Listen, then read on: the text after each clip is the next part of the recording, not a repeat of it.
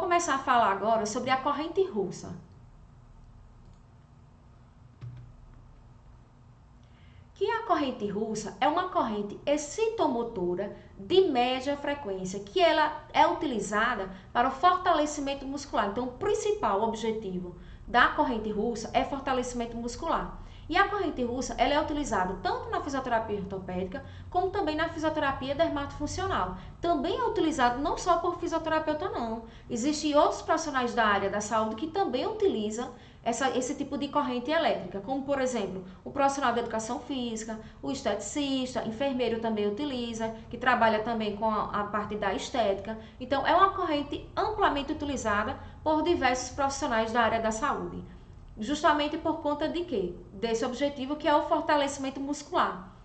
E a corrente russa ela é formada por trens de impulsos de corrente que são emitidos na frequência de 2.500 Hz, que é modulada por uma onda que pode variar em torno de 50 a 80 Hz. Então, eu tenho uma corrente de uma frequência portadora de 2.500 Hz, que ela é modulada para uma frequência de baixa potência, onde ela atinge níveis fisiológicos e assim eu consigo alcançar os meus objetivos terapêuticos.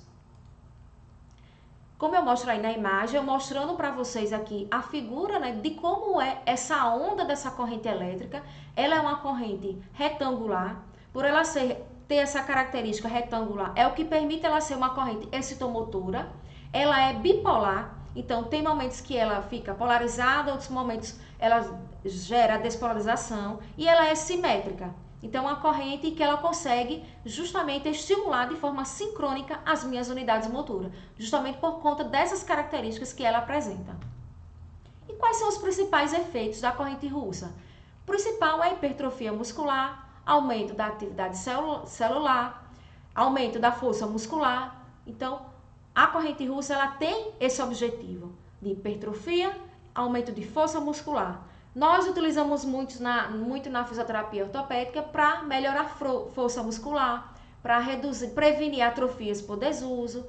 Então, eu particularmente na minha prática clínica gosto muito de utilizar a corrente russa, principalmente em pós-operatório, em que o paciente ele fica com aquele receio de mexer o segmento por conta da cirurgia. E aí eu gosto muito de utilizar essa corrente no pós-operatório justamente para manter a força muscular, otimizar essa força muscular e também prevenir a atrofia por desuso. E também ela é utilizada na estética, na dermatofuncional, para justamente gerar essa hipertrofia, esse fortalecimento. E a corrente russa, ela estimula os nervos motores, despolarizando as membranas, induzindo assim a contração muscular mais forte e sincronizada, resultando em fortalecimento muscular. Então, a corrente russa, ela consegue estimular de forma bem potente, né, minhas unidades motoras e de forma sincrônica. E assim eu consigo ter um excelente resultado com esse recurso eletroterapêutico. E aí agora eu trago para vocês as vantagens e desvantagens do uso da corrente russa em relação ao exercício. Que na estimulação elétrica nós temos a ativação predominante das fibras de contração rápida. Já na contração convencional por atividade física, nós temos a ativação predominante das fibras de contração lenta. Então, perceba que já é uma grande vantagem utilizar a estimulação elétrica, justamente porque na estimulação com a corrente russa você consegue ativar as fibras de contração rápida. Já o exercício não, você ativa as fibras de contração lenta. Então, essa é uma grande vantagem. E a maior vantagem de utilizar esse recurso é justamente que o profissional ele consegue recrutar mais unidades motoras de forma sincrônica. Então, muitas vezes, o indivíduo está realizando um determinado exercício, se ele não tiver na intensidade correta daquele exercício, né? Se ele não tiver na potência correta, né, ele não vai conseguir ativar as unidades motoras. E aí, por isso que não consegue gerar a hipertrofia, não consegue gerar um aumento de força. Já com a estimulação elétrica associada a um exercício, você consegue ativar um número muito maior, muitas vezes até 100% dessas unidades motoras, né? E elas acontecem de forma sincrônica, como eu estou mostrando para vocês aí na imagem em que eu estou mostrando, né? Aqui para vocês, que na contração voluntária realizada pelo exercício físico, você tem uma ativação de forma assincrônica e com a corrente russa, associado com a corrente russa, você consegue ativar essas unidades motoras de forma sincrônica. E quais são as principais indicações e contraindicações do uso da corrente russa? A corrente russa ela é utilizada para atrofia muscular, para flacidez, celulite e reabilitação muscular. Então perceba que tanto a fisioterapia ortopédica como a fisioterapia dermatofuncional pode estar utilizando deste recurso. E as contraindicações são portadores de marca-passo, presença de embolias, trombose, doenças cardiovasculares, quem tem problemas renais crônicos, epilepsia e doenças pulmonares. Os principais parâmetros que são utilizados na corrente russa são os seguintes: os modos, que ele apresenta 4 tipos de modo: o modo contínuo, sincrônico, recíproco e sequencial. O modo contínuo, as contrações elas são de forma contínua.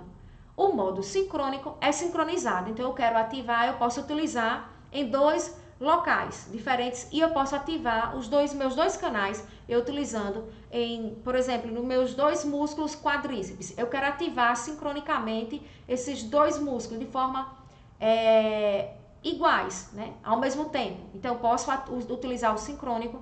O recíproco, eu posso associar. Um momento eu posso colocar os eletrodos em 2 músculos diferentes e aí eu posso ativar um músculo, por exemplo, e aí depois eu ativo outro músculo. Isso aí eu programo no equipamento, aí eu posso estar utilizando esse modo. E o modo sequencial é que à medida que for ativando a musculatura, ele vai dando sequência, ativando a outra musculatura. Então, são esses 4 modos em que os equipamentos de corrente russa, eles trazem.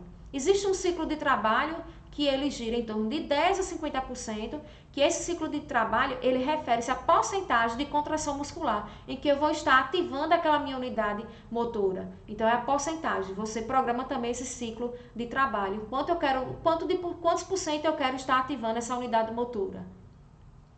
A frequência de burst, que ela varia em torno de 1 a 100 Hz, que é um parâmetro de programação da frequência.